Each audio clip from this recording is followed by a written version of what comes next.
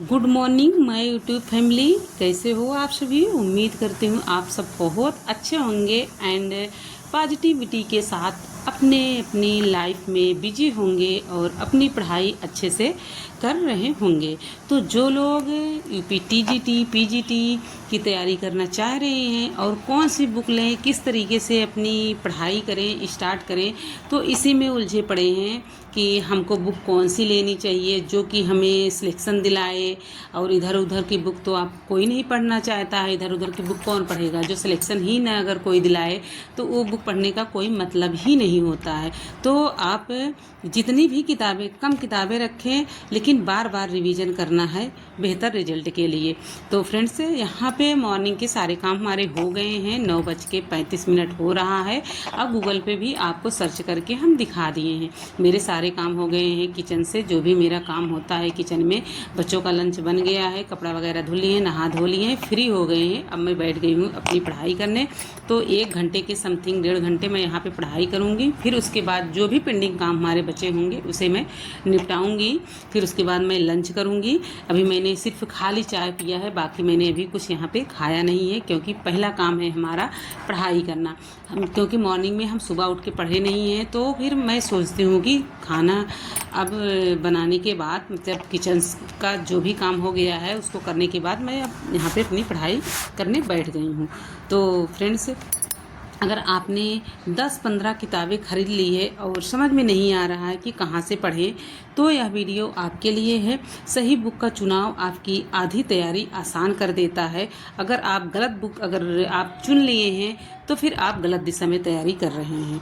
तो आपको क्या करना है कि जो भी बुक चुनना है, कम किताबें आप रखो और उसे बार बार रिवीजन करो, वही बेहतर रिजल्ट आपको दिलाएगा। तो इसी सारी चीज़ों पे मैं आप लोग को इस वीडियो में बताऊंगी कि आप लोग को किस तरीके से पढ़ना है और किस तरीके से आप अच्छे से अपनी तैयारी कर सकते हो। तो सिर्फ 7 बातें आपकी ज़िंदगी बदल देगी अगर ये 7 आपने बातों को ध्यान दिया तो। अगर जिसको समझ में आए ठीक है, बाकी अगर नहीं समझ में आ रहा है तो कोई बात नहीं है, लेकिन अगर आपको समझ में आएगा तो फॉलो ज़रूर करिएगा। अगर अच्छा लगेगा तो, नहीं तो कोई बात नहीं है, फिर आप अपने हिसाब से ही अपनी तैयारी करिएगा। तो 7 बातों में सबसे पहली बात है कि सबसे पहले सिलेबस डाउनलोड करें। बिना सिलेबस के कोई भी किताब मत खरीदिए। हर टॉपिक को सिलेबस से मिलाइए। जो टॉपिक आप पढ़ रहे हो, अगर नहीं सिलेबस में मिल रहा है तो उस टॉपिक को आप मत पढ़िए, अपने सिलेबस में उस टॉपिक को मिला के ही पढ़िए। ठीक, पहला है। अब दूसरा आपको बता रहे हैं कि एक विषय एक मुख्य किताब। ठीक, हर विषय की केवल एक स्टैंडर्ड किताब रखें। बार बार किताब बदलने से नुकसान होता है, कोई फ़ायदा नहीं होता है, क्योंकि बार बार आपको किताब नहीं बदलना है। ठीक है। तीसरा, पिछले वर्षों के प्रश्न पत्र PIQ देखें। पहले यह समझें कि परीक्षा में किस प्रकार के प्रश्न आते हैं, उसी के अनुसार किताब चुनें, जिस तरीके से आपके एग्ज़ाम में प्रश्न पूछा जाता है। चौथा है, आसान भाषा वाली किताब चुनें। ऐसी किताब लें जिसे आप रोज़ पढ़ सकें। बहुत कठिन भाषा वाली किताब से शुरुआत आप ना करें।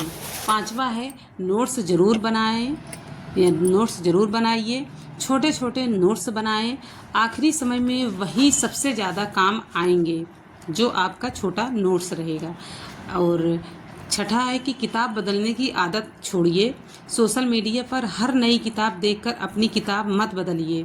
एक किताब को 3-4 बार पढ़ना 4 किताबें एक बार पढ़ने से बेहतर है कि आप जो किताब लिए हो, एक किताब को 3-4 बार आप पढ़ो। 7वां है, रोज़ प्रैक्टिस करें। पढ़ाई के साथ MCQ, मॉक टेस्ट भी लगाइए, तभी पता चलेगा कि तैयारी सही दिशा में है या नहीं। ठीक, याद रखिए, सिलेक्शन ज़्यादा किताबों से नहीं होता, बल्कि सही किताब को बार बार पढ़ने, रिवीजन करने और लगातार प्रैक्टिस करने से होता है। किताब बदलने से सिलेक्शन नहीं होता है कि आज हम कोई और किताब से पढ़ रहे हैं, कल हम किसी और किताब से पढ़ रहे हैं। तो फ्रेंड्स, मैं हिंदी साहित्य का इतिहास 0 लेवल से मैंने स्टार्ट किया है। ये मेरा नोट्स है जो आप लोग के साथ मैं शेयर कर रही हूँ।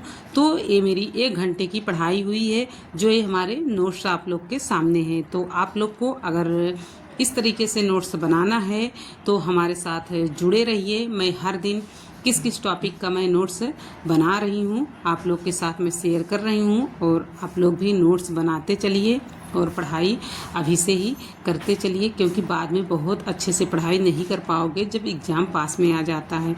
जब थोड़ा 2-3 महीने आपको टाइम मिलता है तो अच्छे से हम नोट्स भी बना लेते हैं। अब सेकंड अटेम्प्ट हमें हिंदी विद्वानों के अनुसार इस वाले टॉपिक को नोट्स बनाना है, और दूसरी वीडियो है वो